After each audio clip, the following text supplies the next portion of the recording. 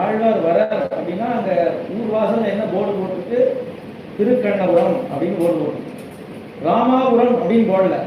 இவர் குலதேவ ஆழ்வார் என்ன பிரசித்தி அப்படின்னா ராமபக்தர் அப்படின்னு பிரசித்தி.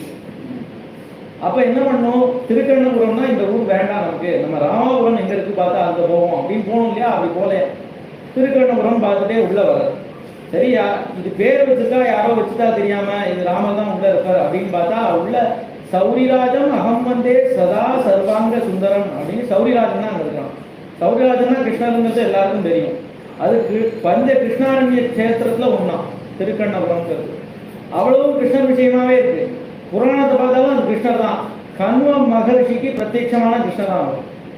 அவ்வளவும் கிருஷ்ணாவதார விஷயமா இருக்கு. இவர் மேல வர இங்க என்ன பாடுறாரு அப்படின்னா ராகவனே தாவே அப்படின்னு பாடுறோம் இந்த ஊர்ல